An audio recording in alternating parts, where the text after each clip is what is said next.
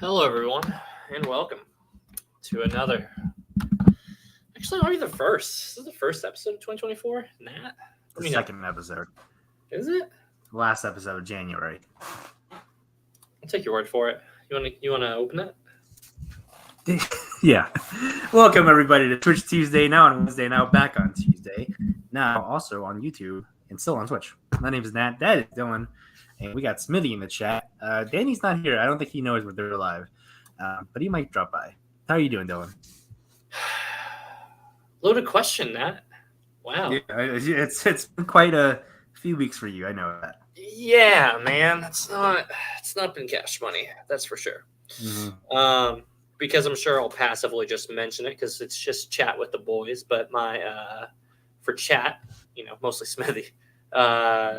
My father-in-law passed away a couple weeks ago, and very unexpected.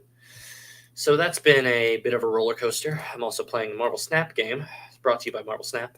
And so it's been busy and a lot, and I'm seeing a lot more gray in my beard after these couple weeks. So I don't know if that's an indication. You see it in the hair too. You see it it's in the sides. Yeah, I see a little bit of gray for sure. Yeah. I mean, the reason we have been doing Twitch Tuesday is because I just been trying to give you some space and just let you open your own time. So he'll let me know when he's ready to be back. He'll let us know. He always does. Yeah. But yeah, man. So that's been a lot of it. Yikes! You know what I mean? So is this hella not going to res anything? Oh, it's rising another line. Okay. But yeah, so that's been a lot of my weeks. Good news is I managed to find what is an unfindable will recently. That was sick.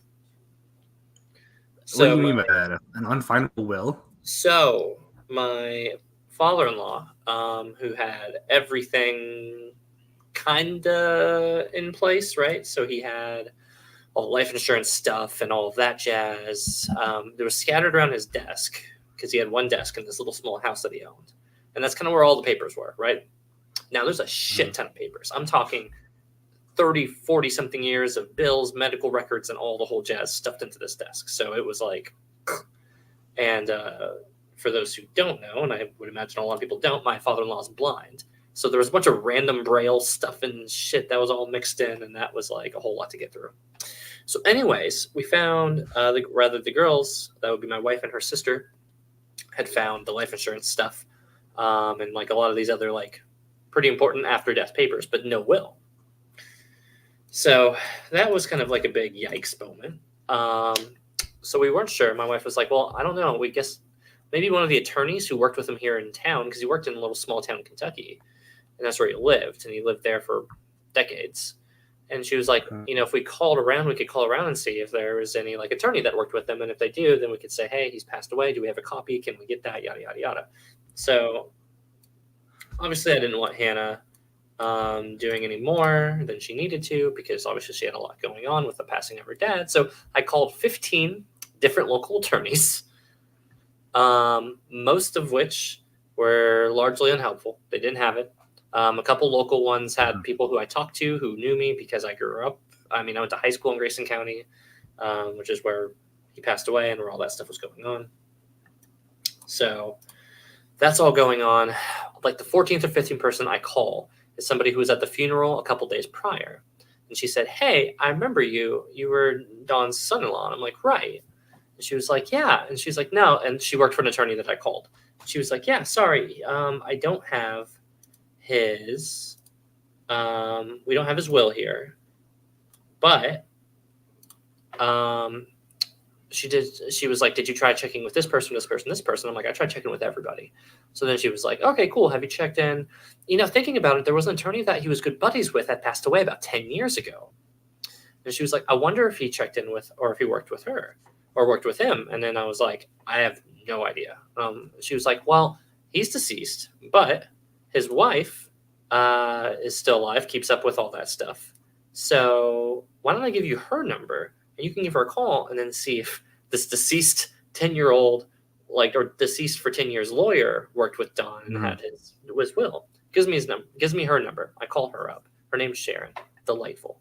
Call Sharon and I'm like, hey Sharon, here's the whole spiel. And she's like, I remember Don. Yeah, I was good friends with Don. And I was like, oh yeah, Dawn was really good friends with her now deceased husband. And I was like, cool, cool, cool, cool, cool. I was like, so do you have his will? And she's like, let me go check.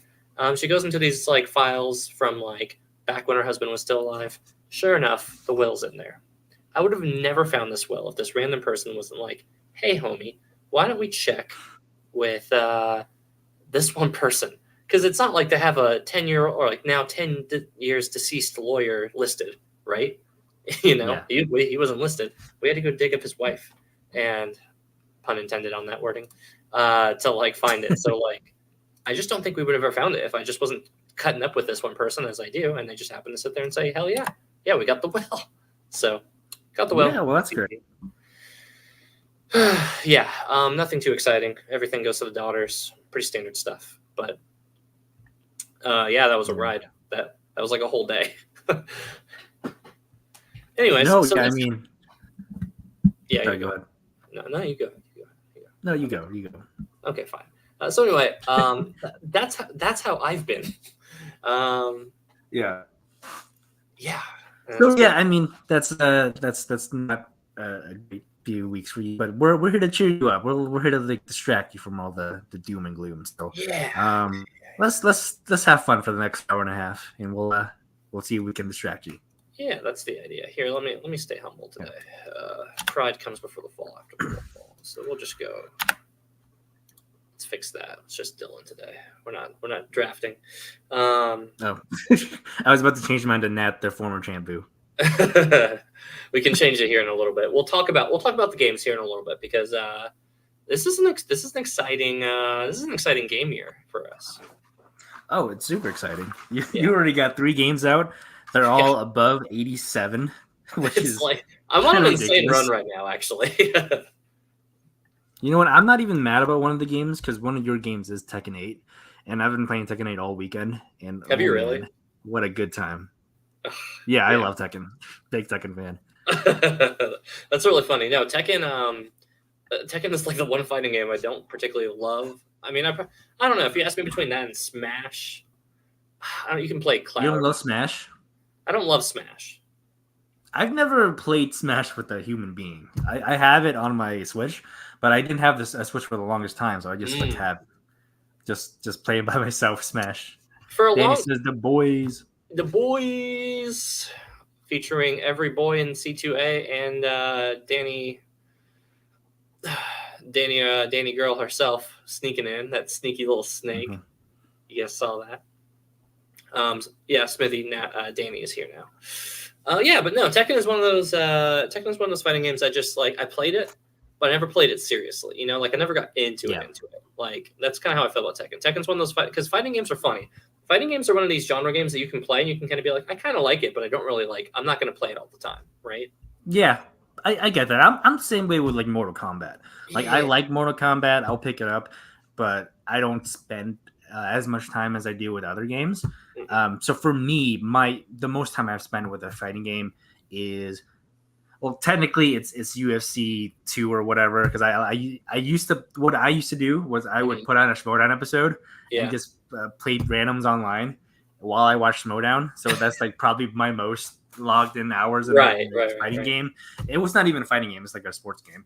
But the second one is probably Injustice 2. Because I've actually had people to play Injustice 2 with, and I learned all the combos and everything. Yeah. But like a close third is Tekken. Tekken is something that I grew up with. I've been playing it since Tekken 4, all throughout like middle school into my adulthood. Yeah, you've seen that boy get yucked off the cliff multiple times. Yeah. Oh, so many times. They literally do that in like almost every game. That's seriously a story beat. That happens. Yeah. No spoilers for this one. But no, I've been playing since I was a kid, so it's one of those I can just pick up and go. I remember all the combos and everything. It's great. See, that's the thing for me. Like Tekken was one of those ones I mashed it out to, right? You guys should start a fight club. No more faking it on your Xbox. You know what? If we have some friends locally, we all get together. We'll do a fight club. Smithy, come on out to Nashville in July or something. Talk to Jake. He'll know what I'm talking about. But no, yeah, there was like fighting games for a long time for me were definitely like the mash them out and have funs, but for me, like I played Tekken, like Tekken. I played Soul Calibur, felt very similar to Tekken, liked it, didn't love it. I think the first one that really won me over, like as a kid, was Marvel vs. Capcom 2. Oh yeah, Because that one was classic. sick. You just had all these people, and I remember I always picked anybody because as a Dragon Ball Z kid growing up, anybody that had a huge like wave, like a like special beam special that like covered Yeah. the whole screen, I would just bet like Ryu, Iron Man, somebody else, and then I would just pretty much be fighting the shit out of those things until I get 3 meters and do the team special where it's just three combined and Kamehameha blast on it, and it was just so much dopium immediately. Oh, so good. But yeah, so Marvel vs. Capcom 2 was like the one I actually kind of played, right? And I didn't own it, I just rented it. But I played these other ones here and there. Played a couple of sports games. I played all the like the SmackDown v Raws, and all those ones growing up because I was as a wrestling guy, you get it. You play those games and you're just like, what in the fuck? But they're surprisingly fun back in the day. And then I actually really became like a gamer, like a fighting gamer about it in like 2009 whenever Ultimate or Marvel vs. Capcom 3 came out. And I was like, cool, I want to like play this for real. And then you start to get into like how deep the fighting game like games are.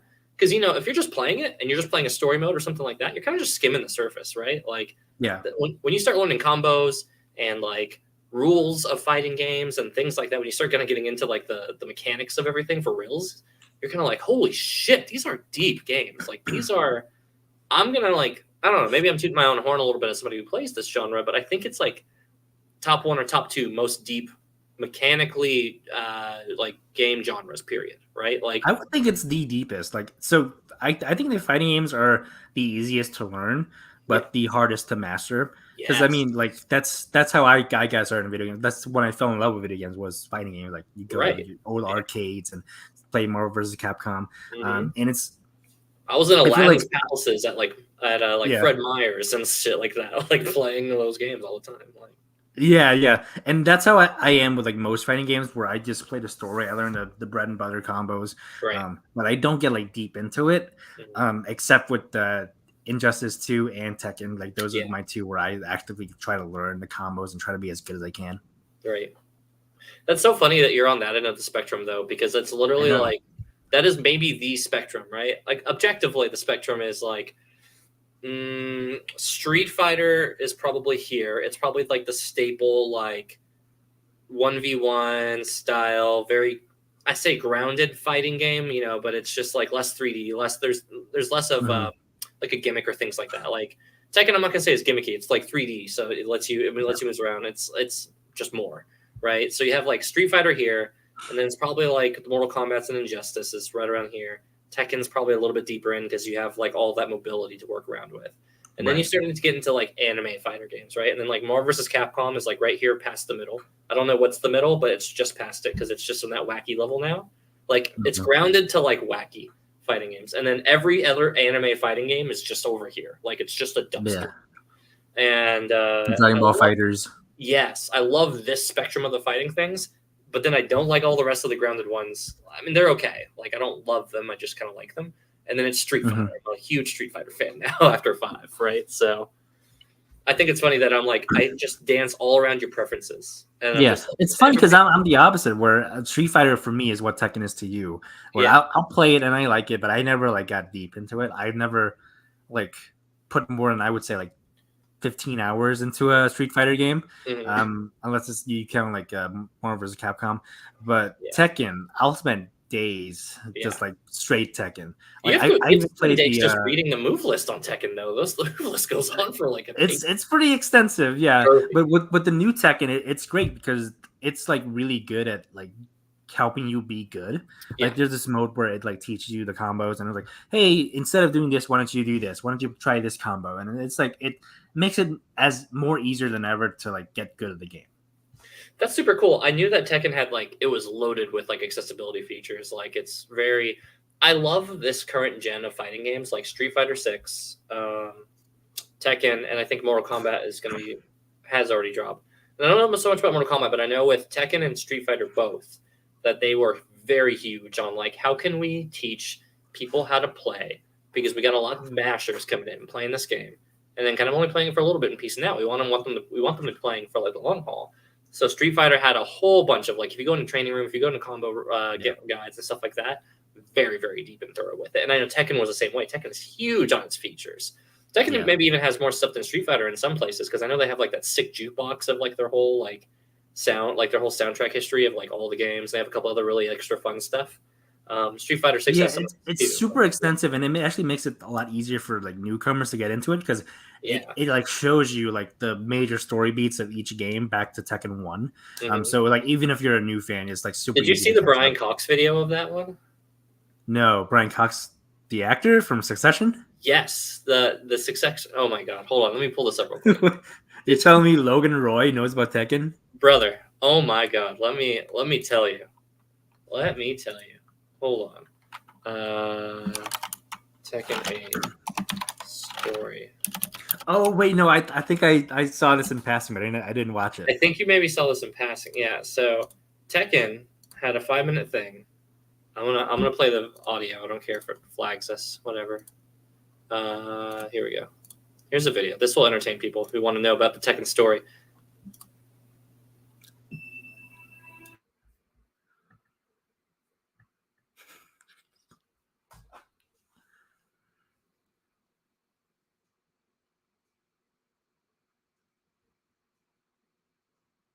There's no audio. I think he muted itself when you muted it. His delivery in this video is going to be so wild. No, there's no audio. You didn't share your audio. Oh, is it attached to my audio if I'm muted? Yeah. Okay, fine. I'll leave it. That's fine. Tekken 8, Jin Kazama will face off against his father, Kazuya Mishima, for the last time. Great pronunciation. Kazuya is threatening global domination.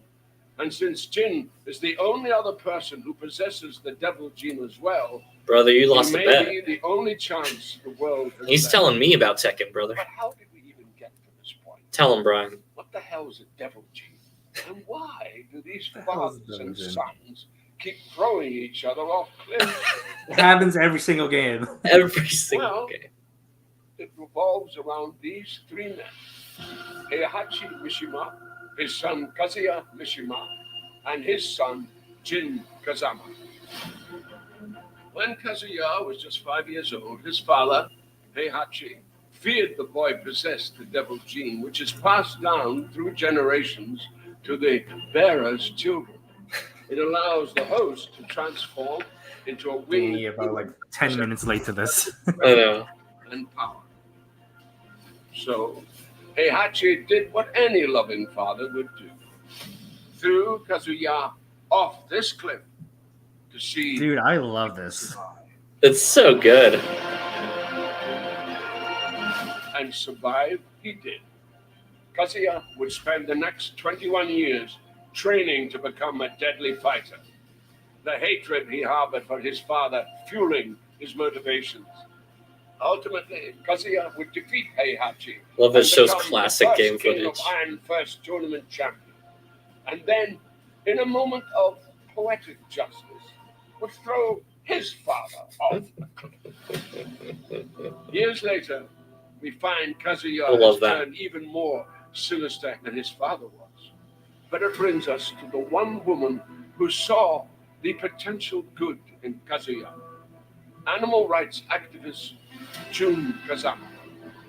Together, they would have a child, the third piece of this patricidal puzzle, Jin Kazama. Jin grew up without knowing his father, and after tragedy suddenly befell his mother, Jin sought out his grandfather and would be trained in the Mishima fighting ways by none other than Heihachi Mishima. I wonder how Heihachi treats Jin. And knowing Jin possessed the devil gene. That's crazy. Like, I know this entire story, but like watching him tell it, it's enthralling. Like, I'm sucked in right now. Point-blank range in the face. However, death was not for Jin, and what would kill any other man would trigger what had laid dormant in Jin until that moment, and Devil Jin was born. Since then, these three men have waged war against each other time and time again. It's as ridiculous and dramatic as it looks, guys, I promise. Go play a Oh, Tekken. it's super dramatic. Like, and Tekken 8 is not any less dramatic. Faced off against his father, Heihachi, for the final time by taking his life and throwing the body into a volcano. Like only Would a have guessed. can. Which brings us to now. Heihachi has to be dead now, right, guys? It's almost at hand, and his power is seemingly. So, have you played through the story of Tekken 8 yet? No. However, okay, so I won't spoil it for you.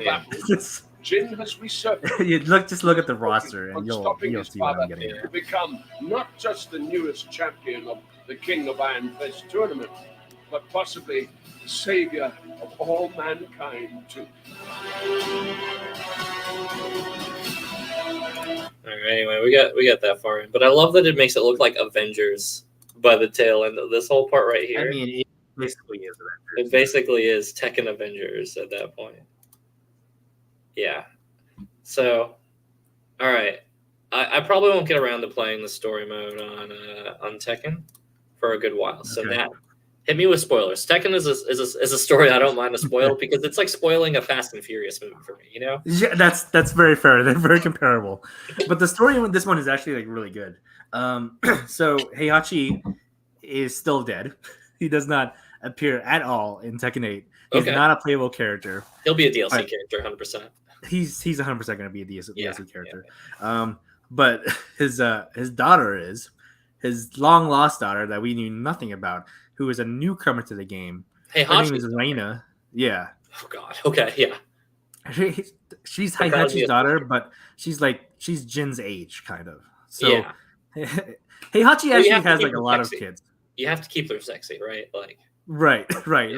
But Heihachi has the family tree of the Mishima family is like so extensive because you have Lars, who is Heihachi's son that he fathered with some woman in like Norway or something, Sweden, somewhere in the in that area. Uh-huh. And then you have Reina, who apparently so Tekken story. There's a new tournament because of course there is. That's the whole premise of the game. King of the Iron Fist. And Jin enters, and he's in the Asia bracket because there's like brackets across like the entire world. Yeah. And his opponent is this woman who we know nothing about. If you pull up her character list, like it says origin ? Fighting style ? So you fight her, and then all of a sudden she's pulling out these Mishima moves, and it's like, oh my gosh, is she a Mishima? Is she related to Jin? Mm-hmm. And it turns out she is. She's the whole like setup for Tekken 9. So you'll play, and then at the whole like climax of the story is Jin versus Kazuya. Right. And once that all ends, there's a tease. Reina has the double gene. She's gonna be the bad guy of Tekken 9. And it's set up so well, like you see it coming, because like how did she have like all these like Heihachi powers, right? And like she even like has like you can I don't remember correctly, but I think you can hear her inner thoughts, and you'll see that she's like hiding more than she's letting on. Like she's presenting herself as this like sweet, nice girl who's like all about competition and all about like doing the right thing. Yeah. But secretly she's plotting against Jin. And they're setting that up through the entire story. So it pays off in the end. You're like, oh, Kazuya was defeated. Where are they going to go from here? Jin's king of the world. Reina. And then Reina. That's Jin's king of the world. Reina's growing like devil horns or whatever. She's going to be back. So they're setting up. Reina is kind of like the evil girl version of Luke in Street Fighter right now. In Street Fighter, at the end of 5's life, they introduced the last DLC patch, and they put out a character named Luke, who looks like Zoomer Bait, if I'm being honest. Like he looks like a character. He looks like kind of in 5. He kind of like gives me like Luke or Logan Paul vibes. You know what I mean? Like that kind of like cocky, exactly blonde. Imagine his wrestling character. It's pretty close to that, right? And then in 6, he's our poster boy. It's not Ryu, it's not Ken, it's Luke, who is our poster boy in 6. and he's like a little bit matured up now. Now he's like a coach tier, like create a custom character. But in the storyline wise, he's kind of just like, oh, he's that plucky go getter younger kid who's like the main like now the main up and comer for a story, because it's like we're gonna put that on your shoulders now. Ryu is old, man. He's like a old mentor person, and all of these cast members are old except Chun-Li, whose age you will never know and weight you will never know. Because it's like one of video games' longest running histories. It's like if you ever ask Chun-Li her age and weight, it just says like an A. No, would not. Like, how rude of you to ask. Things like that. So yeah, it sounds like they were like, cool. Now how do we make that but sexy? And then they made Arena. Yeah, that's basically how it is. Like so I've seen Loke. Like I know exactly what you're talking about, the whole Gen Z bait thing. Yeah. And I did think it was weird that he was the poster child for the new game, but I don't know. They kind of did that with Tekken 2 back in like Tekken 6, where they made Lars the main character. Yeah, I remember Lars being a main for a minute. Like, yeah, and then they kind of did away with that in Tekken 7. Now he's like kind of like a supporting role in Tekken 8. Yeah. It makes it like hard because like when I'm playing a fighting game, I always want to like pick for my main to be someone I know is going to be in future installments, because that's gotta suck if you're like your main is in one game and he's not in the next game. Like Eddie Gordo is DLC now. Like yeah. So I always got to pick my mains as like one of the main cast. See, typically my mains, I will start a fighting game, and if there's like a bunch of waifus in the fighting game, I'll pick my favorite waifu, and that's who I'll pick. And then if there's a DLC waifu, that's the second pick, right? You know, I want to play with all the characters at some point or another because they all look fun for the most part. Street Fighters is really, really fun. Blanca is like the most fun he's ever been. In Street Fighter 6, he has like toys and shit. Super cool. He has toys. Yeah. Like he has a little Blanca. So in Street Fighter 5, he became Blanca-chan. Like they licensed Blanca, right? In the Street Fighter 5 lore, they licensed Blanca to be like a mascot for like, I don't even remember. He's just like this cute mascot toy. Like they were like, we're gonna take creative liberties of him, and it's like even one of his costumes in Street Fighter 5 and in 6, where it's like him but like super cute. Like imagine a Blanca as like a Muppet or something like that, right? So in Street Fighter 5, that's like his costume. In Street Fighter 6, he's like still Blanca. He's got like a whole Blanca-chan. Like Blanca-chan is like what the character, like his character in game or in world is, and he has a little Blanca-chan toy. It's like yay big. He like throws it, and then when he does a shock move, it'll bounce around and it'll try to hit you. Like, oh my gosh, it's actually really fun. Like it's super cool and sick to watch. So Blanca will be high up there eventually when I get around to playing Street Fighter 6 some more again.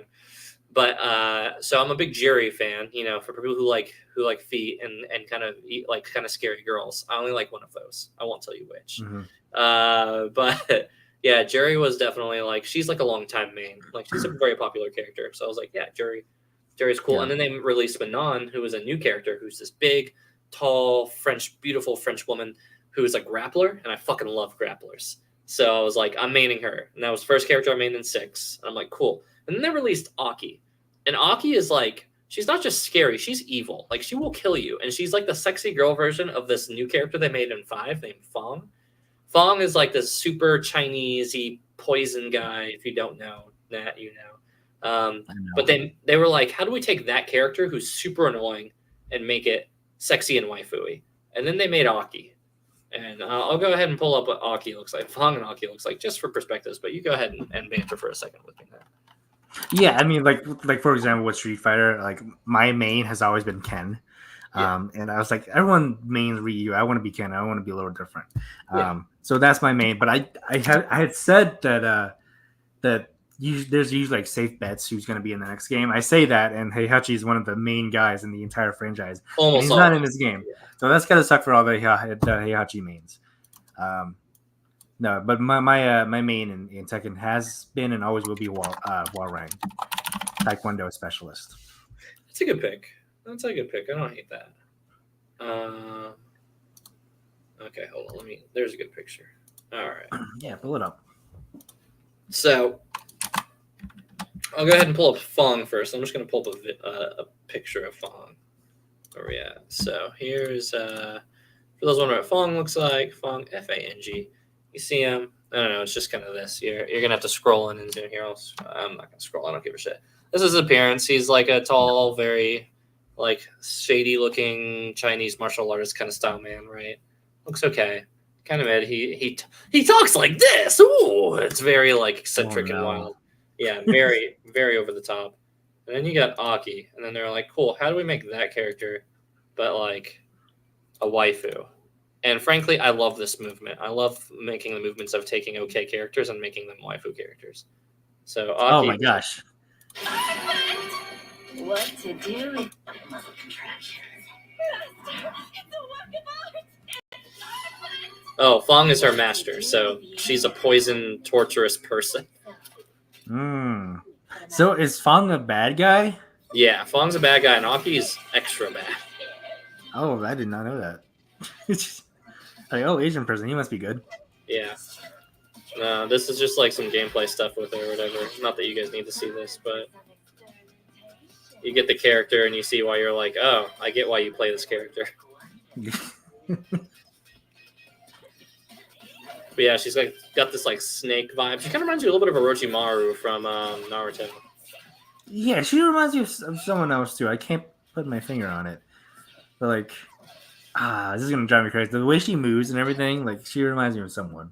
Yeah, she's got those creepy, scary moves. She's from Homeboy from Soul Calibur. Oh, you're thinking of is it Cervantes? No. Hang on, Soul Calibur.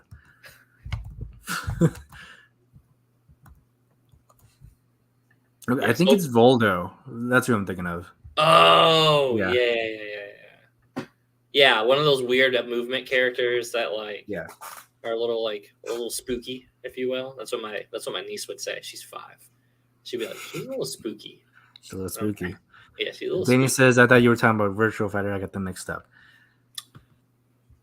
How do you know what Virtual Fighter is? Right. Danny, how do you know so little about fighting games, but you know what Virtual Fighter is? That has to be an Asian thing. You inherited that information from being a Filipino. That's what that is. Yeah, so anyways. I haven't thought about Virtua Fighter in so long. Like, they made a Virtual Fighter not only but like a handful of years ago still, if I recall correctly. Oh yeah, Virtua Fighter 5 came out in 2020. No, I'm wrong. It says the latest release was 2021. Yeah. When you click on it, I think it's a remake. No, what they did was it was a new. So I remember this vaguely. There was a new Virtua Fighter, but it was a live service Virtua Fighter. Like it was a free game. Oh. You could go on, and that was like Sega's attempt with that game series to try to be like, how can we make this money? Because people are not buying this game at full price. And then they tried it as like a live service game, and it didn't pan out. I don't remember that at all. Like I just do not keep up. I knew that because I'm just like I'm always kind of keeping up with fighting game news, and that one kind of came through. Like yeah. But speaking of fighting, I had a Sega as a kid. That makes sense. Yeah, you would have fell into the Virtua Fighter realm on accident.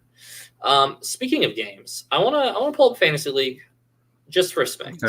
Not as a bragging point because you don't even have games out yet, so it's not fair. I have one game that's about to be out, and it's doing pretty well. Yeah, Persona 3 Reload. Persona 3 Reload is going to be doing just fine. Only 89. I was really hoping for above 90, though. I'm actually surprised it's not above a 90, but it is a remake, though. So it was at 90 this morning, but it has since lowered. Yeah, that's fair. I was about to say, usually they hit and then they come down. Like a Dragon and Tekken, I figured we're going to stay at 90. I'm surprised that Prince of Persia came at 87, but that feels right. I've been playing Prince of Persia. It's the only game I've really had time to be able to play. I really want to get around to playing Pal World, but it's hard. With obviously all the aforementioned grief and dealing with all the extra work stuff going on.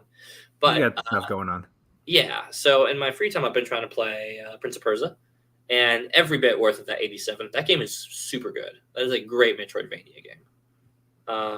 I just ordered that game right there, Persona 3 Reloaded. I've ordered that one, so that'll be in here in a couple days. If that comes in by Saturday, actually, I think it comes in on Saturday. No, it comes in Friday. Cool. I'll be playing that all weekend, maybe if I beat Prince of Persia by then. So that'll be sick. Because Hannah goes up to her mom's this weekend for her mom's birthday. But yeah, just gonna have a quick glance. Like, what do we got coming up here soon? So you got Grand Blue Fantasy coming out before Persona 3. Yes. You're about to go on a run for a little while. Listen, I got 1, 2, 3, 4. I'm going to get 4 games coming out by this one. And then you, all this next month and some of next month, or some of all of this coming This is the next 2 months. The next 2 months, it's your 4 games. It actually worked out really well for us if we think about it, right? I got 4 games. It did. This year, and then you got 4 games after. So I think that's pretty fair. But I did go ahead and order Persona 3 Reload because I'm very much looking forward to that game on PS5 always. I can't wait for Persona 3 Reload. For those who don't know, and I told Nat this behind the scenes, so there's a fighting game also from the Grand Blue series called Grand Blue Fantasy Versus.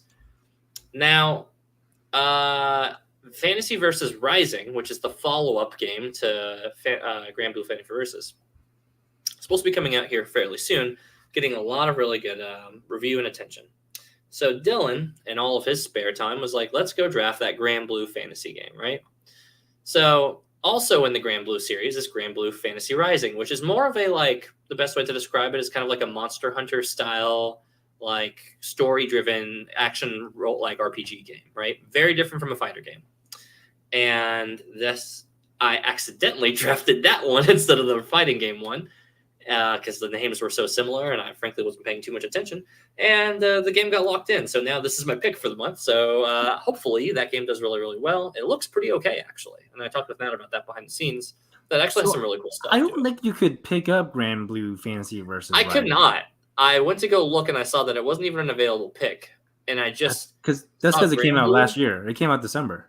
Yeah, so Versus Rising came out, and then it's kind of like it's like early access. I think it's like not fully out, if I recall correctly. Yeah, but they went ahead and scored it. Relink, totally different game, very similar title. So this is you want to talk about Dylan's big spoof on the fantasy roster this year? It's Grand Blue. So let's see how that pays out for me. I think it'll do fine. Because if you remember in our draft episode, I had debated between this and I think it was Star Wars Outlaws. Yeah. And you were like, you were talking some shit about Grand Blue. I was like, I don't know, man. I think it's gonna do pretty good. And then it might have been surprised when you picked it up. Now, to be fair to Grand Blue, whenever I was saying that, I wasn't trying to sway you. I genuinely did not think very highly of it. I think the art style looked good. The gameplay looked fine. It didn't look bad. It just looked fine. But I don't know if you know this. I only draft bangers, right? So I'm 87 and up right now, and this was gonna be like. We'll see. Stellar Blade is gonna premiere. I heard it was premiering at State of Play tomorrow. So if it does, dude, I'm gonna be so jazzed that game even comes out. But then I'll tell you what, if it doesn't come out this year, then next year I am not counterpicking it. Yeah, that's fair. No way. So Relink, I started to look up Relink stuff though, because I wasn't sure. Like, I was needing some buyer validation at this point, right? I was like, shit, I'm locked into this shit because it was coming out so close. Fantasy Critic won't let you drop it. So I was like, fuck. All right, now I need to convince myself I'm doing okay with this game. I was reading into it, and it actually sounds pretty gas. Like, I looked at some of the gameplay. The gameplay looked still fine, but then I saw where there was 4-player co-op missions, and they have like, so you play the game for like 20 hours, you beat the game, right? That's like how it's been explained to me in like some of the forums.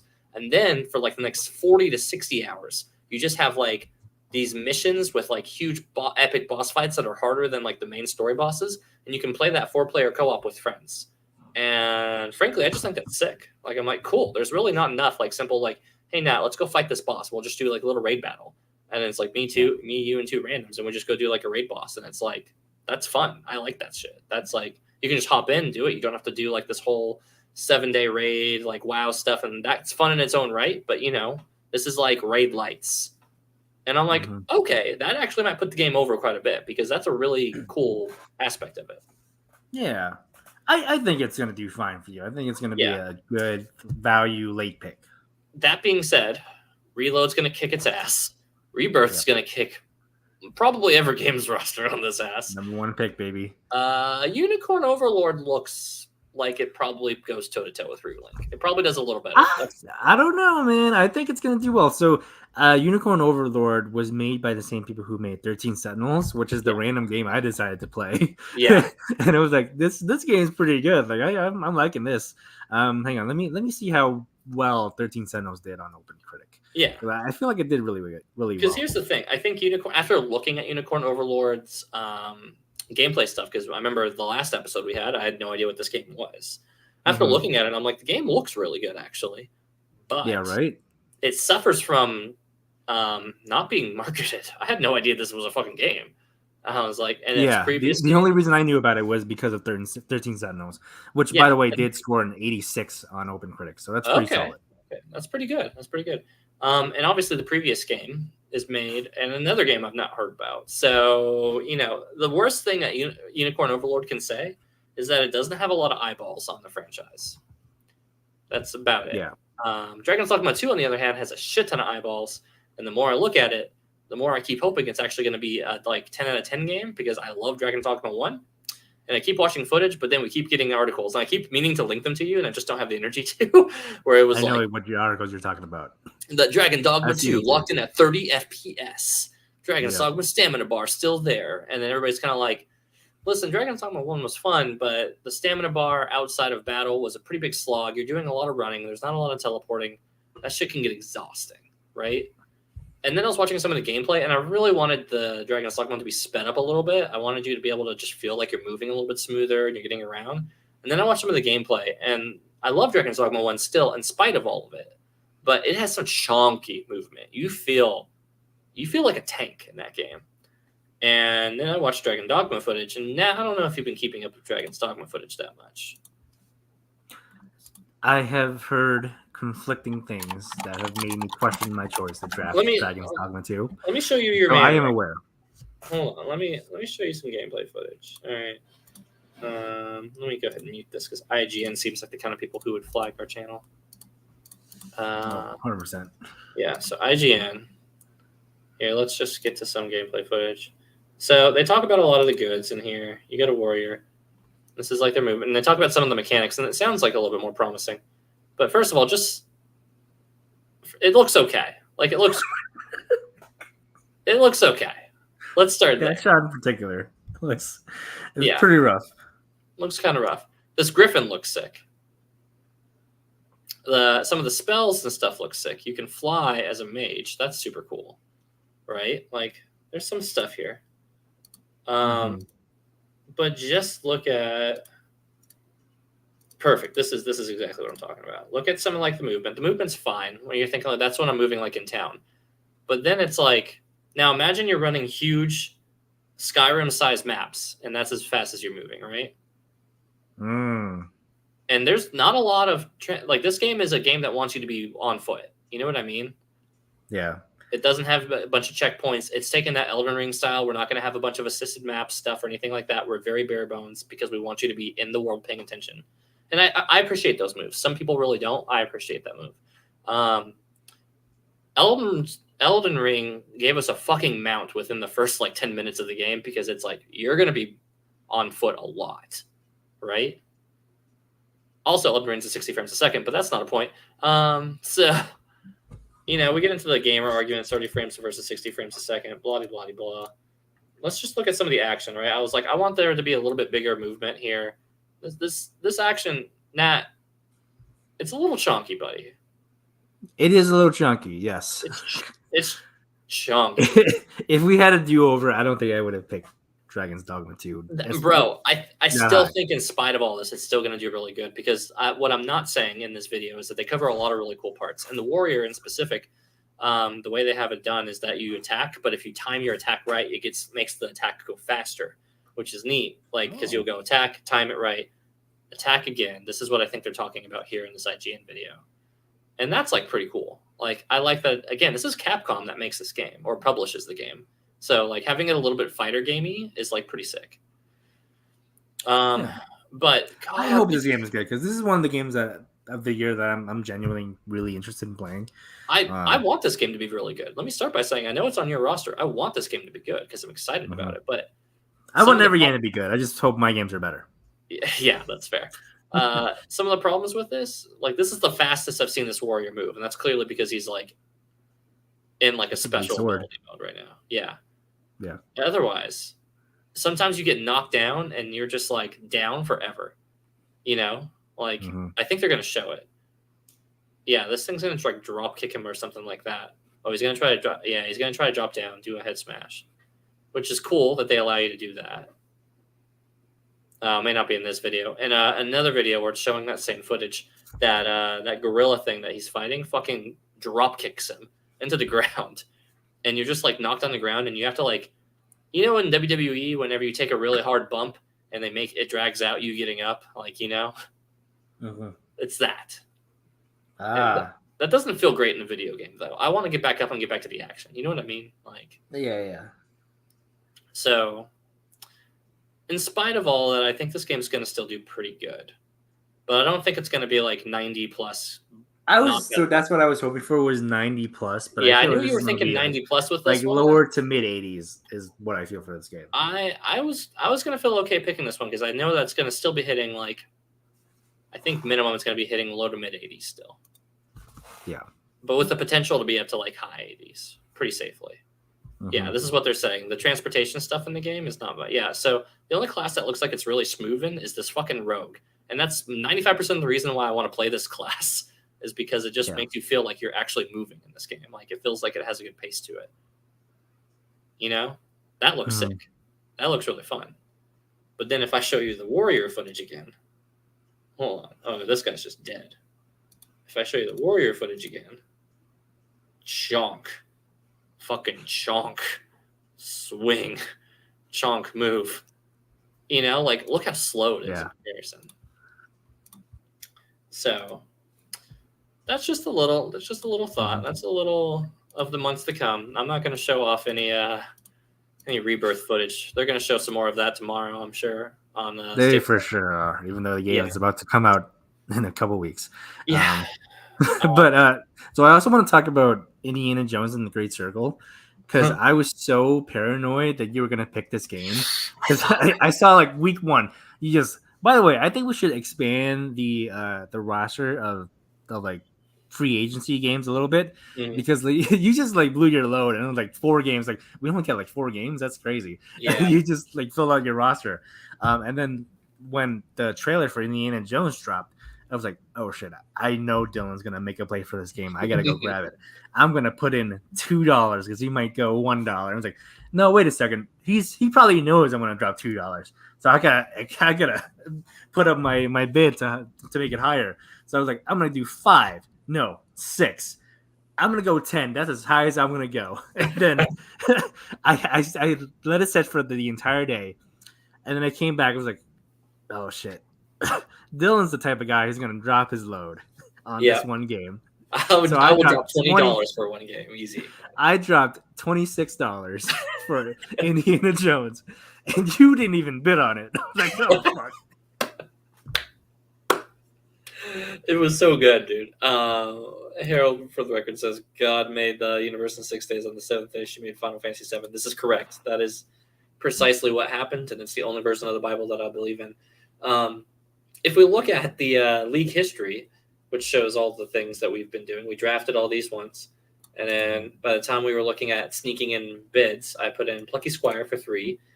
If you ask me why I picked 3 or 4 or 6 or any of these, I'll never tell you, because it all goes back to exactly what Nat said. You'll never catch me doing $1 bids, because I'm not done. I would never match on 1. I always go more than 1. But how much more? It depends, right? Plucky Squire, I was like, I don't think Nat's even paying attention to that one. It might not even come out. It was supposed to come out last year, and it didn't. And after doing some research, it may still be a risky pick this year. Fantasy Versus, I thought was a fighting game, so I put 4 games, but because Nat every now and again does have a pulse to fighting games. Hades 2 was 6, just in case he randomly thought he would be sneaky. He'd be like, oh, I should have picked up Hades 2. Damn it, I'm so mad. Hades 2 is great. And then same thing with Pokemon. I was like, these are bookmark bids. These are just in case what I think Pokemon would be making at this time. And a black and white remake makes the most sense. So, and then he went in with Avowed for 2, because he clearly thought that I wasn't. This says you didn't think I had anything to do with this. I didn't know that you don't do $1 bids is the thing. Like I thought I had you. Like he's gonna bet $1. I would bet $2. Rise of the Golden, Earthblade, and Indiana with $26. So right now I have less money than you. Yeah, you do.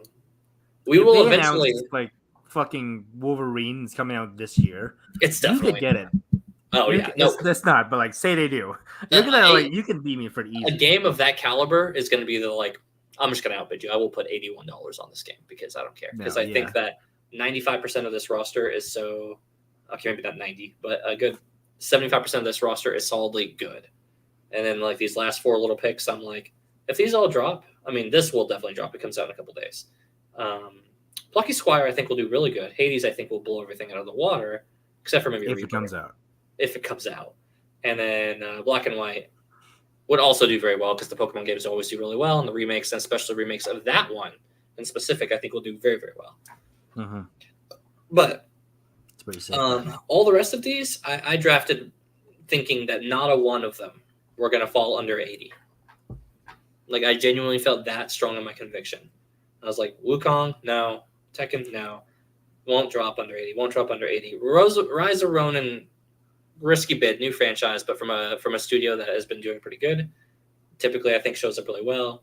Nintendo game, not going anywhere. That, I explained to you on game day how fucking loaded a 14 expansion is. And, like, Loki is actually my most likely to be the biggest point getter on this whole roster. And I drafted it at, like, 7. 16 that one's gonna kill me. Yeah, like the only ones that are really toss-ups are Stellar Blade, Tails, and No Rest for the Wicked. I don't think that this will be bad. I think it's just I don't know if it'll come out this year. Tales of Kinzaru looks sick, and Stellar Blade. At this point, it's a meme, but I'm here for it. You know, like I'm here for it too. That's why I counterpicked it. Mm-hmm. It's gonna come out. I have a feeling it's gonna come out, but yeah, that one might bite me in the ass.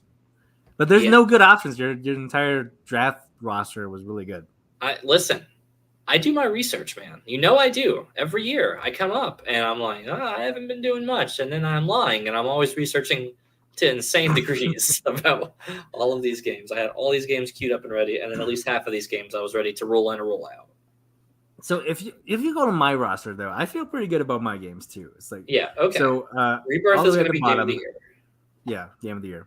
I don't feel great about Dragon's Dogma 2, and as much. I'm talking you down from Dogma. Like Dogma is definitely one of these. You're not the only one though. I've heard whispers of people who have previewed it and they didn't love it. Yeah, they're like, we like it. It's a good game. It's not a really good game. It's not a great game though.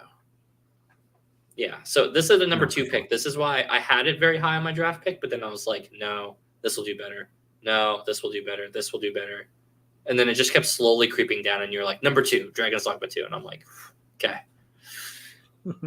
Reload, easy. Reload, already easy. Yeah. So I will say your first 4 picks are auto drafts, like based on hype and what should be expected. Reload, Elden Ring DLC, Rebirth, and this. It feels like, I just win. It feels like these 3, and then Dragon's Dogma at the beginning of the year before more footage started dropping.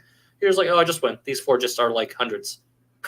And then it's like, Hellblade 2, and it's like Senua's Saga Hellblade 2. I think it's gonna be really good because I believe the first one did really well, 80 and something, low 80s. Yeah, and this one has like more budget behind it, has more like hype around it. I think it's gonna be even better. Microsoft Flight Simulator, of course, is gonna kill. Like, I can't believe you let speak to me. Metaphor Refantasio. You're not as high in this as I am because it's like the main selling point is made by Atlas, the team at Atlas that left Persona 5. Yes. I think it's going to be great. I've seen it go number 1 on a lot of boards. Warhammer, that's always a dice roll. I don't know how well this is going to do. That one is kind of iffy. This for me is my my critique of your season. You start out really strong, and if you're very sure about Microsoft Flight Simulator, sure. This one has a good skeleton to it. And then you quickly nosedive into the risky business on yours. Warhammer 40K is like kind of risky for the biscuit, man. That's how you win. That's what champions do. It's not terrible, but I don't think it's going to be great. It feels like it's going to be a totally okay game. And then Stalker 2 we've talked about. It looks amazing. Like high-end we talked graphics. at length last episode on Stalker 2. It was even the thumbnail for our last episode. It's great. I love if it. you guys are unsure about what my thoughts on Stalker 2 are, please go watch. I don't often tell you guys to go watch our old content. I'm not going to sound too YouTubey. Go watch that last episode. It is a lot of fun hearing us talk about our draft picks, but specifically me saying, "Is this your man, Matt? You picked this." 1, 2, 3, 4. You'll know who he's talking about because it's the actual thumbnail to the episode. So it's hard that's to the guy. This is your fucking man right here. That's what you picked. And I could not wait to show you footage of that game, and I was like, "Did you even look at this game before you That drafted?" footage was like from 2 years ago. I think it's better now. Dude, it's so bad. It's so bad, bro. We got Replaced, which I admit might not do super great, but I think it looks really rad. I think it's this year's Sifu for me. Unicorn Overlord we touched on. Surprise out of left field. I think this one is going to be like from your risky picks down. I think this is your big winner, actually. Yeah. Even more than Star Wars Outlaws. Star Wars Outlaws is also a risky pick because it's like EA, but like it's also. So here's what's like looks good. Over the top risky about Star Wars Outlaws. They keep saying it's coming out this year. I have not seen one gameplay footage yet about it. I've seen like not even story trailer. It's been like announcement trailer stuff. They're like, here's a loose idea of what the story maybe looks like if you're looking a lot into it, right? Like, but we've not seen a lick of gameplay. I don't know. You know what? It's. I think it's justified as my very last pick. Like that's when you. If you're saying that's your last pick and you're gonna Hail Mary it on a franchise that should be doing good regardless, yeah, I do not fault you for saying Star Wars Outlaws as a Hail Mary. But I don't feel great about it. What I do feel great about, I would not either. What I do feel great about is picking up Avowed, which is made by the same people who made Outer Worlds. I think this Avowed looks okay. Avowed looks okay. Yeah. I think this is a sleeper pick for me. I'm thinking like 80s. Indiana Jones and the Great Circle. Which came out after the draft, like just after the draft. I think it was like days afterwards where that footage. It was on my list, my watch list, like pick up the unannounced Indiana Jones game because it's made by Machine Games, the same people who made Wolfenstein. Yeah. Also critically usually does well. I mean, I don't think the one with the twin sisters did super great, but no, you're thinking of the Robot Twins one, right? Yeah. Yeah, that was God, it was the Russian game. I can't remember what it was. Whatever. Yeah, something like that. I appreciated all the smut and Roll 34 stuff that came out behind that. The cosplayers had fun with that. That was cool. That is cool. Earthblade, I think, is also Madden. Yeah, that is going to be big. Unfortunately, we can't take annual releases. Otherwise, I would have drafted Madden for sure. Yeah. No, I can't wait to see Taylor throw baseball in that game. That's gonna be my favorite. So we're gonna get to Taylor Swift in a bit, but where was I? Earthblade, I think is also like a sneaky good pick. This was made by the same people who made Celeste, which Celeste was great. Look that up. Yeah, scored a 92. Really good. Earthblade. So I hope it comes out this year. Earthblade fell on my radar. I didn't think it was coming out this year, so that's why. Yeah, but I didn't draft it, so I can drop it. That's fine. That's true. That's true. You're like, I drafted it with the intention of aborting it if I needed to. Yeah. And then The Rise of the Golden Idol, which is the sequel to The Case of the Golden Idol, which is a very niche game that not a lot of people know about, but it scored an 87 on OpenCritic, so not bad. Were you just looking at high-scored games that nobody knows about on Metacritic and just going down and seeing if there's a franchise release that year? So what I do is I look at other people's drafts and then I research the games. Yes, that makes sense. See, that's that lazy draft mentality that didn't have you with the ear to the ground, man. I went back and legitimately, I went back and watched all of last year and sometimes the year before's. I would see what games were supposed to release. I'd go find any footage I could, and it would be like State of Plays, Xbox release directs, Nintendo directs, things like that. And I watched all of those, and I was like, what are they actually showing me? Am I seeing gameplay footage, or am I seeing what looks like a trailer that this game could be 3 or 4 years out? Because as a Final Fantasy player, especially a Final Fantasy VII player, I know when a game is showing you a lot of footage, but doesn't come out for 5 or 6 years. So, see, that's the difference between you and me. You play with your head. You think about all these strategies. Yeah. I just go what I think looks good. Like you're a I go heart with my player. heart. Yeah, you're like, I'm a heart gamer. I'm gonna sit there and say I love what I love. Whoa, I chose something with my heart. Right there. That's Stellar Blade. That's true. That's fair. That's a heart pick. I think Stellar Blade is gonna come out this year, though. I think we'll know more tomorrow, and then it's gonna. Tomorrow is gonna be. I'm eagerly awaiting. Tomorrow I'm gonna be in a work session, and then somehow you're gonna watch something. You're gonna watch the state of play before I am, and I'm just gonna randomly get like tagged in Cyberthirst, and you're gonna be like, "Here's the clip. Here's this. Here's that." Or is this your game? And it's gonna look like trash. It's gonna be Stellar Blade or something. It's gonna look like garbage or something. What time is it? I think it's the middle of the day, so I might not watch it until like I get home from work. State of play. Usually that drops. Yeah, that usually drops at like. So it's 2 p.m. Pacific. 2 your time. Yeah, I was about to say. So it's like 3 my time. Typically. So yeah, I'm still at work, so I might not watch it till like hours later. Yeah. So, game talk aside. Oh, cool. My Lorcana order got confirmed. Sick, bro. Game talk aside, I got some car talk, Nat. Okay, yeah, let's talk cars. So, you've not seen my car before. I drive a 2011 Nissan Versa, right? Okay. I've had it since Very like cool. 2016. Got it as a 5-year-old car for like $6,000. Paid it off years ago. Living the dream. No car payments. Love it. Mm-hmm. Versa, treating me very well, but it's like 140,000 miles. Recently, I had to do some repair that cost me like $1,600 on it, right? Yikes. I'm like, that's probably more than what the car costs. So I'm like, maybe Dylan needs to get a new car. Now, Hannah for a while has been saying, Dylan, you need to get a new car, right? Did you pull up? Yeah, perfect. Mine's a black one. So can you click on the black one to really make it feel like? That's more of a blue one. Close enough. That's my car, though. Yeah, that's it. Nissan Versa. One of these hatchback, go fuck you drivers. Great. I actually really like my Nissan Versa. But it's a car of its time, you know? Yeah, that looks like verbatim what my car looks like. Minus because the car sticker's on it. So I love my Versa. I actually really do. And mostly because it's the first car that I've had that has just run with practically zero issues.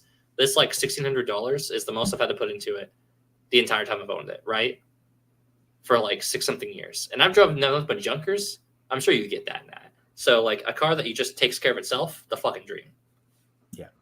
So I've been looking at cars recently because amidst all of the grieving and all of that stuff, I was like already kind of getting that queued up. So I was like, fuck, all right, let me get a car loan. Let me look at some cars. What's a nicer car I'm looking into? But what I want, I was like, all right, if I'm gonna get a new car, I want to feel like it's like nice, you know? And I think everything in comparison drives nice. I've test driven a car too. I'll get to that here in a second. And everything kind of feels like wildly futuristic whenever you don't even have Wi-Fi or Bluetooth in your car, right? So, for me, this is my first like true adult car, like the nice car purchase. So for me, I was like, I really want something that's like a plug-in hybrid because that's my level of geek, right? I want to sit there and have a car with like a battery thing that's gonna just charge the battery and it drives all like if I'm driving within Bowling Green, that I'm good. I don't even use gas. I just want to fucking gas up the battery, call it a day, be sick about it. So, Uncle Danny, which is Hannah's uncle, who I'm obviously very close with because I've known him for like over a decade now. Big car geek. But he loves car geeks of all kinds. He likes muscle cars, he likes nice cars, he likes new cars, he likes shiny cars, he likes tech cars, he likes the whole spectrum. And he got about a couple of years ago, showed me the 2018 or 2019 Chevy Volt. How long does it take from 0 to 60? That is a true test. The Versa is probably about 9 seconds, maybe 10, like probably 8 to 9. It's not bad, but it's not good, right? That's the slow end of average, I think. So anyways, Uncle Danny shows me the Chevy Volt. Now, after buying an Asian car and saying I'm sticking Asian, pro-Asian, Asian cars don't crack. You know what I mean? So I was like, I'm staying Asian. And Danny was like, let me show you the Chevy Volt. And I'm like, Chevy Volt? And I'm like, Chevy? First of all, I'm like, that's a little like cheap for you, Danny, because usually he gets like Cadillacs. He gets nice cars, right? He can afford it. He's like, let me show you. He's like, you want to go test drive it? And I'm like, yeah, sure.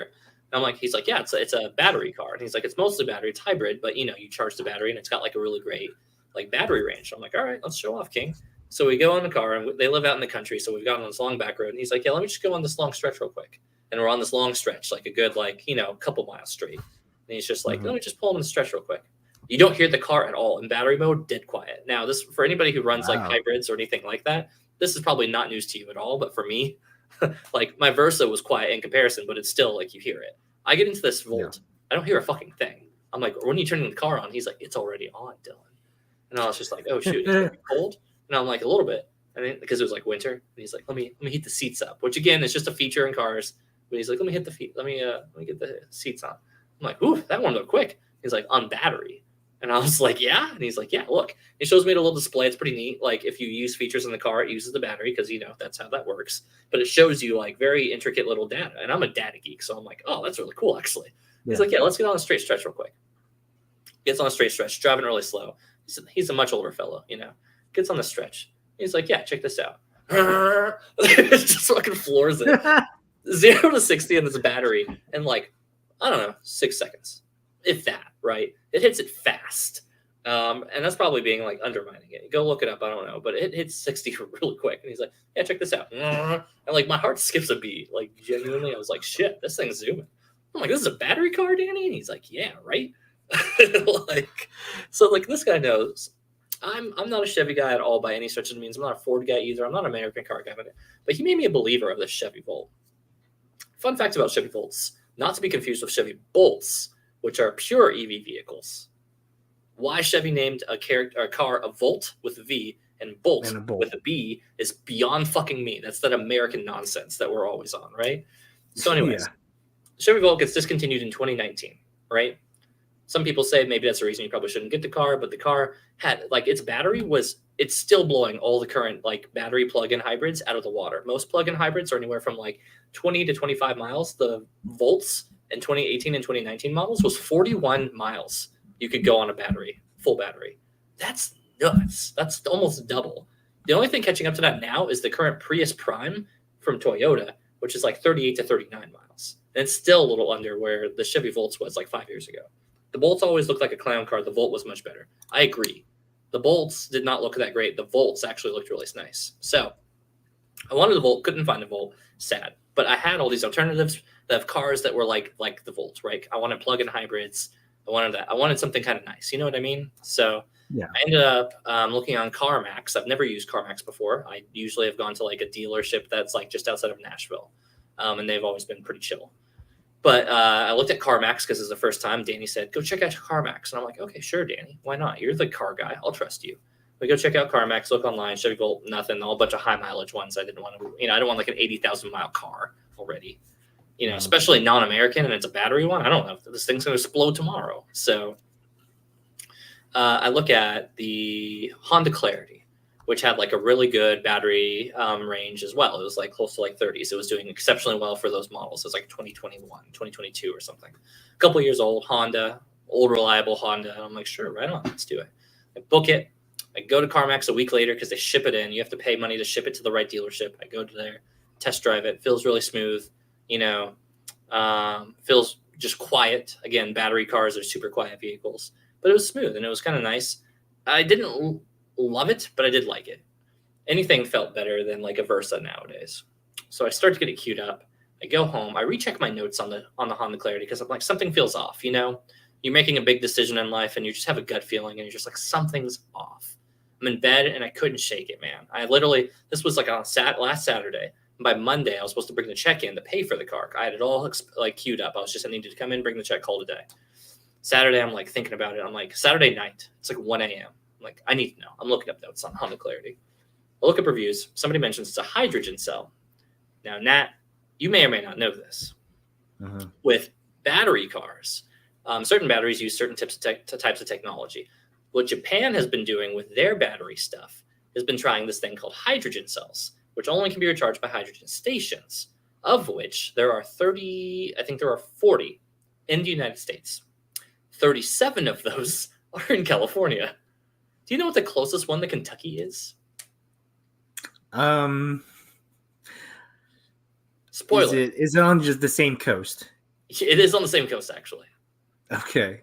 I'm gonna say New York. I think New York has a hydrogen one. Not that bad, but still pretty bad. About 6 hours away in Atlanta is the only closest one. Within I think the next one probably is New York. It's so far up there. A hydrogen charging station. Because this technology is not that wild, right? You have your typical charging stations, you'll see Tesla ones all the times, right? You'll see these ones at gas stations now and supermarkets and shit like that. Those are the standard electric batteries one. right? Because that's what America and most other brands have been following in on. And America's actually been crushing it in the battery scene. And although, Asia's had Priuses and Toyota's had the hybrid market down for a while, they said that they really wanted to push the hydrogen battery. Honda Clarity got this continued in 2022, and hydrogen, there's no one to pick. So I was just like, fuck, I can't use this car. I'm only gonna have a gas engine because I have no place to fucking fuel this up. So I was like, shit. And my heart said, let's just look up Chevy Volt again real quick, right? Let me just look up Chevy Volt again, see if CarMax has anything new. Sure enough, 2018 premium trim Chevy Volt with under like 20,000 miles pops up. Oh, wow. Shit. Let me go ahead and reserve that. Cost me $100 to ship that car to the store. But you know what? I was like, you know what? My heart tells me this is right. This is what I actually wanted. Uncle Danny really won me over with the Chevy Volt. And I just kind of want to show you guys, listen, I know this isn't typically a car podcast, but as I was speaking. Podcast is about whatever we want to talk about. It's fine. I know it is. While I was speaking, I got confirmation from CarMax that said, great news, Dylan. Your Chevy Volt has been shipped and you can track it. Oh. So, let me go ahead and pull up this car that I'm looking at right now. Make sure the VIN and shit is not here for you weird mother. So we got the Chevy Volt Premier. Let me just go to pictures. Okay, I'm not presenting it anymore. Good. I was like, oh gosh, that's a lot of information. So here's, it'll take a second. This is what this looks like. Standard looking car. It looks okay, right? Yeah. Yeah, this is fine. This is fine. Good. The nose feels a little long from like when you're looking at it from this angle, right? Yeah. That's my like only complaint about the design, but otherwise looks good. Smart key, open lock, all that jazz. Let's get inside this bad boy. All right. Ooh. This is a premium trim, so you get the leather seats, front and back both heated, rear heated seats, front heated seats, leather. Look at this. Let's go over here. Let's see what's on here. Heated steering wheel. Bluetooth and remote start, which I know is like remote start's a little bit more of the nice features, right? Like a lot of newer cars are doing it typically, but that's the T. Let me go back. Let me get the picture. Watch me like show all this off and then I don't even buy it, right? Like so anyways, you got your Android Play, you got all that jazz, right? But CarMax says this really cool, like this is the actual car's interior, like it's not just a model of like the Volt. This is like the actual like pictures one. So this looks nice. Look, it has the battery life thing and all that's like right there. Like, and I'm just like, I'm actually really excited. I'm just like, and I'm not a car guy, so I'm not particularly like, I didn't like the idea of wanting to buy a new car. I don't want to have a car payment. So I'm just excited to be excited. You know what I mean? Yeah, no, for sure. Like it's an exciting thing. I'm not a car person either, but I gotta say, like, upgrading your car is one of the most like transportive things you can do because like car tech has gotten so much better. It leaps ahead every like decade, right? Like feels like it's different worlds. It's insane. Like my old car. So you've actually seen both my cars. You've been in both. I have. Yeah. My first car was a 2010 BMW X3. Yeah, I remember that. And then my next one was I stuck with BMW. I got a 2016 BMW 3 Series, and the difference is like night and day. Yeah, where it's insane how many new features this new car has. Like just having my music show up on a screen and like showing which songs are playing, that's a game changer. Because sometimes the fact that you have a screen and a backup cam too, like it's crazy. I don't even use the backup cam that much, but it's nice having it there. Yeah. Like in my old car, it would like Spotify would just like playing a random song, and I would have to go the entire drive not knowing what that song was. It was like have to wait until I come to a red light or something, like I can check my listen history, and then find out what it is. But with this car, it just shows up on the screen: artist, song name, album, everything. It's so good. The whole details, right? Harold, while I was talking about hydrogen cars, mentioned the Oppenheimer's about hydrogen cars. You're right. I remember when we dropped the Honda Clarity on Tokyo on Hiroshima and Nagasaki back in 42. Drop that little boy and fat man and both Chevys. The Toyota Fat Man Clarity. He says remote start wasn't meant so I could use Bale voice and say I brought mine. and start the car up, dude. Yeah, no, I'm like genuinely excited about being able to say like, man, it's freezing outside. I sure wish my car was already warm. Oh wait, beep. Guess it's on. Uh-oh. Guess my car's gonna be comfortable as soon as I sit inside of it. And guess what? I'm telling you, it's a game changer. And guess what? It's not just the front too. You homies in the back, you got warm butts too, baby. Everybody riding comfortable, premium trim. You know? Yeah. No, I love that. I'm excited for you, dude. I'm like very excited. It'll probably come in. I think it's supposed to come in like next Wednesday or something like, or this coming one, or yeah, next Wednesday because it's Tuesday today. And then I get to like test drive it, and I'm like, if I just don't find anything terribly wrong with it, it's just like take the money, and then take it, and then I immediately take it to a auto shop, and then do a full inspection of it just to be double sure, because I'm not about to get scammed. Your boy ain't gonna drop $20,000 plus and then get scammed. No, sir. So get it inspected, make sure that everything's Gucci. And then I will say car payments are kicking my ass at the moment. I'm pretty broke. Not looking forward to car payments again. I'm not gonna lie. I really like having all of my money. So having like $400 or $500 or whatever that car payment is gonna be is like not looking forward to that. Not great. But you know what? If I drive this car for like another 10 plus years and I'm just like schmoozing, not even ever have to use like fucking gas, because it's just like, bro, I just plugged my car into my house. I've spent $5 on electricity driving for the last month, maybe even the last couple months. Gas, bro. You know what I mean? Yes. Actually, not gas, electricity. That's electricity. The voltage, the Chevy Volt. Unlike that time bomb, the Honda Clarity. How dare they try to sell me that? I spent money to ship that in here too. That's the worst part. It was in Louisville. And I spent $200 for them to send it to Nashville for that bomb to go off my face that I was like, I can't charge half of this car's tanks. Like, I have to drive to Atlanta to fill it up with hydrogen, drive past Atlanta, use up all of the hydrogen, and then get home and still drive gas. Like, yeah, I'm not sure that's worth it. probably don't do that. How dare that car get over here? And I think that's why it had so many owners. It had a couple owners, and they were East Coast ones, and I think they realized, oh shit, I can't fill this car up. So not unless you live in California. No, 37, but even in California, only having 37 is like pretty criminal. Yeah, are they like spread out evenly, or like is they like just like all in like Los Angeles and San Francisco? I'm sure it has to be so many in Los Angeles. Hold on. Hydrogen car. I'm gonna go pee right now, but I'm gonna keep my mic on. Except for when I'm peeing. Hydrogen car refill tanks. Let me 37 in a row? Correct. It's all at a Buc-ee's. You may not know what a Buc-ee's is, but it's a very big gas station. I don't know if they have them where you are, Harold. So anyways, well, Nat's gone. I'm going to go ahead and pull up this map to show you what fucking scam I almost put myself into. So, as you can see, this one over here in Atlanta isn't even showing up. There's hydrogen fueling station locations. You may notice that they're all in California. I mean, all of them in California. And then there's, who's this little guy? Hold on. Who's this little cutie? Is this just a random gas station? This is just a random gas station. Look at that. Ain't that cute? That's funny. Look at that little guy. No, don't worry about that little guy. Anyways, so then you got that little guy? Don't worry about that little guy. Yeah, so as you can imagine, Los Angeles, Long Beach area, all throughout 1, 2, 3, 4, 5, 6, 7, 8, like 30 of them are in the Los Angeles area, you know.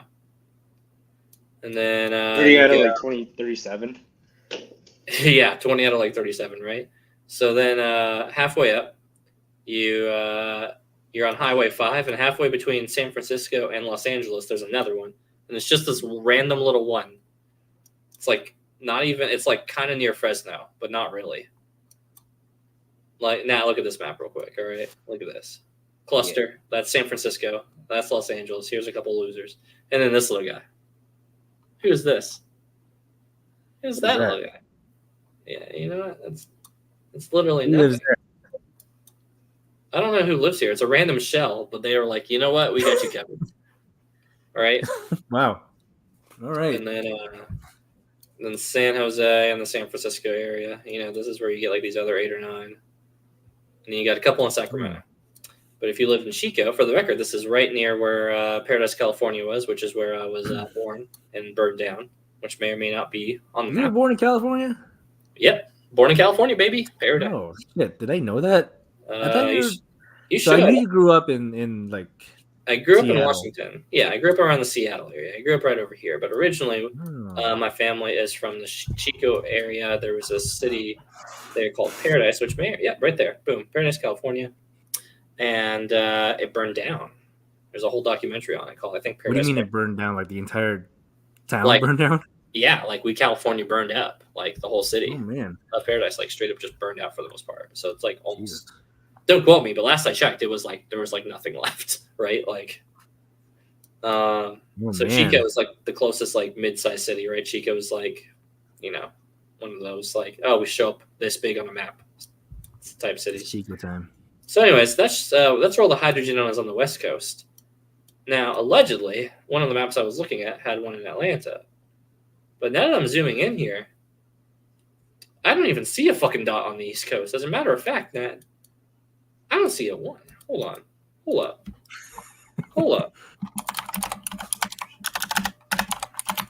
Georgia. I know. Nothing. Atlanta.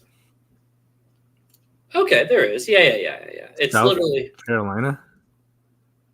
Wait, what the fuck? This is Quebec. San Diego, California? Oh, I stand corrected. Whatever map I was looking at before, this is a government one, so this one is going to be really accurate. The closest one on the East Coast. No, there is one. There you go. Yeah, there's one in Atlanta, followed by the next one being in Quebec. That's crazy. So you're telling me that California has like 37 of these, and like 48 other states don't have a single one? Not a single one. No adoption of the hydrogen in America, right? They make my favorite beer there. Which Paradise Lost. Yes, I think it's on Netflix, but yeah, it's a documentary. That's the one I'm talking about. And they make my favorite beer there in Quebec or in Paradise, because I don't know if Paradise makes much of anything anymore. Let me know. So I looked it up. It went from like 26,000 population to now it's like 4,000 because of the fire. Because of the fires, yeah. Yeah. Oh, Chico. That's crazy. I've never heard of it. I got drunk in Chico and rolled in the mud. I believe that. That's a Chico thing to do. It's Chico time. Yeah. Anyway, so that's what's going on in Dylan's life. This has been like a hey, what's going on with Dylan's life podcast for the most part. So Nat, what's the last chunk of time? So I want to check with you because we did this last year. Uh-huh. So I think you've kept up with it because you've been in the chat, but you've also had other things in your mind, so you might not have read the chat. Sure. Do you know who's playing in the Super Bowl this year? I do. It's Chiefs and Niners, right? I was gonna make a whole thing of it because like last year you had like guess who was playing, but now So no, I did see in the chat where it was Chiefs and Niners, and no, the thing I actually saw that was like what told me that and actually had me remember it was that this is now the second time. Like, it happened in 2020 as well, right? Chiefs versus Niners. It happened in 2020, yeah. And I keep seeing all these memes where it's like, if I had a nickel for every time that the Chiefs versus the Niners was the Super Bowl, whenever it was a presidential election with Trump versus Biden, I would have 2 nickels, which is a bit strange, isn't it? Like, which isn't that much, but it's weird that it happened twice. Yeah, it is weird that's happened twice. Yeah, so I do actually know who's in the Super Bowl this year. Chiefs versus is Taylor Swift against the 49ers. Yeah, and my condolences to William Harold, who's a dedicated Lions fan. I was really pulling hard for your Lions. And who were the Lions supposed to take out? Were they supposed to take out 49ers? San Francisco? Yeah, they were up against 49ers. They were leading, I think, 21-0 at halftime. Wow. A big collapse. And they shit the bed. They fell apart like a wet toilet paper, huh? They sure did. So I wanted Ravens-Lions Super Bowl because that's an interesting matchup. I thought the Ravens I thought the Ravens were going to win it all this year because on paper they had the best team. Right. But then funny how that works out. Patrick Mahomes, Taylor Swift at the playoffs. Swift power, man. Listen, they have infinite money and power right now with Swift backing them on it. Fuck the Niners. Yeah, dude. You know what the funny part is? Between the Niners and the Chiefs, I'm probably a Niners fan. California roots. Yeah, I'm pulling for the Niners too, Yeah. just because I said in the chat, like I don't want to see the Chiefs be a dynasty like the Patriots were. No, They I were don't up want to 17. see My mistake. Then my mom texted me and they were like, they won and jinxed it all. So Harold, it's your mom's fault that that Detroit threw the game. Rip. I may have mentioned in our C2A group chat that they were dominating. Yeah. And that might have also did it. you guys know better. You guys know better than that. They were dominating for the first half. Yeah. And then the second half happened. So wait, so the Ravens were supposed to be like the GOATs this year. Like the Ravens on paper were the best team, but they lost to the Chiefs because Lamar Jackson just cannot play. He just keeps choking in the playoffs. Like they were so good this year. Who's the Schmodown equivalent of the Ravens? Who always chokes in like tournament play? Is it Action? Bibiani? Bibiani really came in clutch on the tail. Bibiani in the free for all is what I would say. Yeah, so on paper, Bibiani in free for all is like the best player in Schmodown. And then Bibiani in like tournaments and stuff like that, he just keeps getting knocked out by random players. Not always, but for a long time, Bibiani was like the kingmaker in like free for all. Or I miss the Schmodown, man. I do bring too. it back. Can we bring it back? No, they were like Bibiani in the free for all because this was a bad year for the Chiefs. The Chiefs are not a good team this year. Yeah, compared to how they've been in the past. Right. They have their offense. Relatively, they're pretty bad. Yeah. Their defense is probably the best it's ever been, but their offense is kind of terrible because Patrick Mahomes has no one to throw to except for Travis Kelce. Yeah. They still find a way to win. The Ravens are Bateman against Merle. That's fair. Wouldn't the Ravens be like Bateman and Merle as a tag team? Like again, on paper, best team in the league, and then those guys could never get past 2 wins or something like that. Yeah, they would win and then lose out before a tournament or before a title match. Or did they? If I don't recall correctly, I don't remember them ever getting a title shot. I think they had a lineup. They got lined up twice and they got knocked down both times. That's what I remember. I think so. That sounds right. That sounds right. I will say that the Lions this year were like Josh McCouga if he kept this level of skill as Dan Merle, but just for this year. Like historically bad, very likable. Yeah, I was about to say Lions. Even I know that they're like trash, like historically speaking. Like they've been so bad for so long. Yeah, that I was just like pulling for them to get this one win. Yeah, if Lions was in the bowl, I would 100% be cheering for Lions. Like I don't. Yeah. Other than against, I think everyone would be except for the team that they're playing against. Yeah, of course, right. I think other than if they played Seahawks, I would pick Lions all the way over because a friend of mine. A longtime online friend of mine passed away last year, and he is a Detroit guy through and through. Like he's a hockey dude. He's that, Eminem. Yeah, they get it. And then Harold's like, I want Eminem going off on Tay Tay at the Super Bowl. That would have been really fun too. Great. But yeah, like a diehard Detroit dude. So for me, it would have been a little bit of like the sweet, like, look at him go. Look at you. You passed away, but your Lions got to go to the Super Bowl, and they couldn't do that either. So, which just shows that he didn't sacrifice enough people for the Lions to win. Rip. So now it's 2 red teams. It's the Chiefs with the red colors and the Niners with the red colors. That's boring. Right. 2 very red teams. Yawn. I'll probably watch it. I almost always watch the Super Bowls, but it sounds boring. Yeah, I mean it's not the best. Who's the must-see matchup? Who's the QB of the 49ers? So it's Brock Purdy, and he has a really great story. He was the very last pick in last year's draft, and there were 2 starting quarterbacks before him. Trey Lance, who the 49ers gave up a bunch of draft picks for. Yeah. He got injured, so he's been injured for years, and he was traded to the Cowboys. Yeah. Jimmy Garoppolo, who, if you remember 4 years ago, he played in the Super Bowl. Yes. He's not a good quarterback. He just has a lot of good people around him, which is why he was able to succeed. He's like bottom tier quarterback. He was on the Raiders. Now he got injured too. Of course. So they didn't have anyone left but Brock Purdy, the guy they drafted last overall out of everybody. Draft. That's and then he comes in and he's crushing it. He comes in and he's crushing. He's doing really well. He's not like a world breaker. He's not like a game changer. Sure. Yeah. But he's good enough to get them to the Super Bowl. That's pretty fucking good, as it turns out. Yeah, it's very good, but like a lot of people try to discredit him because like the team around him is so stacked. Yeah. They have a world-class defense. They have arguably the best running back in Christian McCaffrey. Uh-huh. They have a loaded wide receiver room. Like everyone around him is so good that they don't need him to be this special They're like, player. we don't He need doesn't an be A. above We don't average. need an A or S tier quarterback. Our team is for the most part like pretty much A tier across the board with some S tier players. Yeah, you could and be. it's funny because like the Chiefs are the opposite of that. Or they have Patrick Mahomes, who you could argue is the best quarterback of all time. In the league. Yeah, and his team around him isn't that good except for Travis Kelce and his defense. Yeah, but Kelce is also like the best. Like what? One of the best in the league and in his position as well, though. Like you can make an argument that he's the best tight end of all time. There's like certain people that he would have to edge out.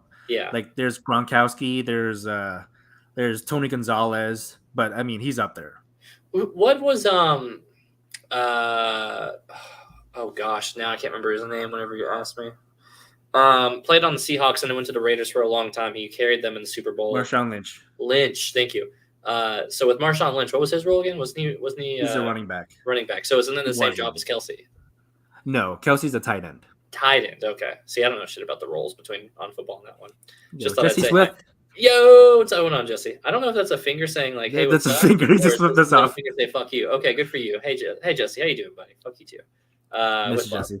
Jesse, do you want the Schmodown to come back? Let us know in chat.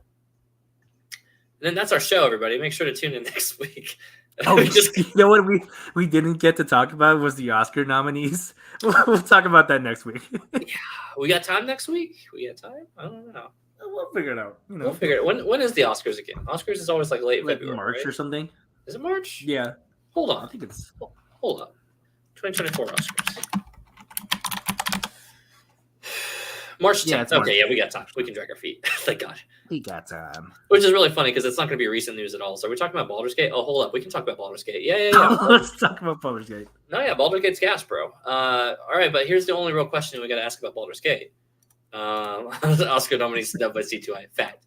The only question we have to ask about Baldur's Gate is who is your romance options, male and female? Don't skimp on me. Let me know. I'll wait. So, anyways, yeah, Oscars. That'll forever. I love that we're gonna do those nominations like 5 weeks later, whenever we finally get around the country. Because I want to talk about the nominations, but I also want to have our predictions episode too. Yeah, that feels fair, and that gives us time to watch it. That gives us time to actually watch a couple because I know I'm missing I think I have to watch 5 movies to carry. I have 2 left. I have Zone of Interest and Maestro. I've seen all the others. Maestro, I remember sounded really good whenever what's his face did he did like a one-on-one interview with Emma Stone, and they were talking about that and Poor Things and Maestro. Maestro made it sound cool. Karlak and Gale. You know what? I'm with you. Like I feel like Gale doesn't get enough love. Like everyone's down on Gale. Gale's so clingy. Dude. Gale, listen. Gale's kind of like, when are we hooking up? And then you're like, no, Gale. And Gale's like, you sure? You know? And then that's him the whole game. Like, I like Gale as a character by himself, but as a romance option, not my type. Now, I've never tried to romance Gale, but I like him as a person. I like a nice, evil, sadistic character, so Asterion plays really well with that when we're talking romance options. And he's a lover, he's a lover at its core. I like a nice damaged character that comes around and has the vulnerability. That being said, there's the house in camp, the bear fuckers out there, and that's an option. I don't know. I think my wife would actually probably be into that if she played even remotely enough. I think she'd be like, I'm into this big bear motherfucker. He makes me feel away. Karlak, I think, is actually a great choice. I won't lie. I'm also a stereotypical person. Shadowheart is the very clear answer for me. I love a good Shadowheart. Come on, clear number 1. Very clear number 1. I love a sad emo girl. Let's be honest. She's kind of a racist, but whatever. Halson's not my type. Will is effing Will. Yeah, Asterion is the worst because he is my D&D character personified. See, that's the issue. Asterion is too relatably real as a D&D character. I find that as a plus, and you're seeing it as like, no, I would never fuck myself that way. Will, I think Will is actually a lot more interesting when in the scope of like Will's interesting in the scope of a Karlak romance because as they play that out, they go into hell by the time it's all said and done with everything. Spoiler. Will feels like great to pair up with them, and I love him as a romance option for her. Will for like my character, Dark Urge or otherwise, it's not my preference. I find that for like my characters, he tends to be a little boring, but he's charming. Halson's just a daddy, bro. Halson will fuck you and whoever you romance, no problems at all. There is a monogamy. There is a poly line for him with every single person you date. And there's a scene. I don't know if you've seen this video before. You probably haven't. Where it's like Halson, no matter who you're dating, there's a scene where he's like, "Hey, I know you're dating them, but hear me out. What if we fucked all of us, or you just fuck me and you just go open poly? Let them know what you think." And all the discussions are like what the characters say to that offer, because you can offer to say, "Hey, I'm thinking of being poly. Halson's kind of a baddie though," and it's like the only character for that's 4. So goodness. Yeah, there you go. Who's got BG3 on PS5? Nat has it on PS5. I have it on PC. That's where I'm playing it. Yeah. I've been kind of slow playing it though, because I feel like Baldur's Gate 3 is the type of game that I'll play for years and years. Yeah. So I don't I'm not rushing it. Like I'm playing other games and then coming back to it when I have time. Right now I'm playing Tekken, so I was like, that's taking up most of my time. Yeah, but I'll be back on Baldur's Gate. Yeah. Shadow was first bait. Shadow was first bait and always best bait. After the first time I wooed her, I had a hard time not romancing her again, just because doing her story naturally, I'm just like, fuck, you're just so good. I like you as a bad character. I like you as a good character. I like it as it fits that role. So here's the thing about me. I don't know what it says about me as a person, but like in these role-playing games where romance is an option, I usually go for the racist chick. I don't know what it is. Okay. I don't know what it says about me. Like in Mass Effect, I really liked what's her name, the Ashley. Yeah, Ashley is so fucking racist too. Yeah. She's so racist. And then I accidentally romanced the alien chick. What's her name? Oh my god. The one with the mask? The blue chick. Oh, you're thinking of Liara, right? Like Liara. Yeah. I didn't know how I got locked in a romance with Liara, but it's like I wanted Ashley. I was so mad. But I don't know what it is. I just go for the racist chick. Yeah. Yes, I would absolutely love to do a campaign. Dude, let's do a campaign. I can't do a campaign. I don't got it on PS5, but I might go out of my way to get it on PS5 if we were going to do a campaign. Just don't get your car and then get it on PS5. Save some money. Sold. In 5 weeks, I got 211 hours. Oops. I would say I played the bulk of November and December, and I have. Hold on.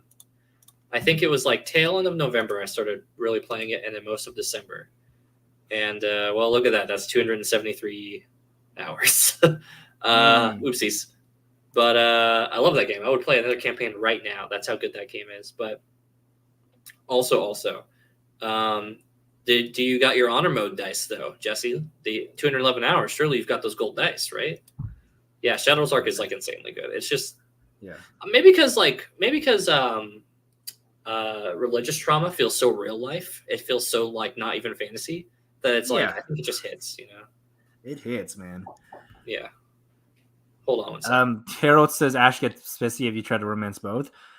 That's probably what happens, because when I'm playing a video game, I try to romance everybody. Anyways, we'll queue up. We'll go ahead and queue up the credits here now. I gotta go take Griff out, and then I'll be back here in a second. But go ahead and just talk about. Alrighty. Baldur's Gate. I'll wrap up the show. You go take Griff out. All right. Thanks for watching, everybody. This has been Twitch Tuesday. We'll see you next Tuesday. And end stream.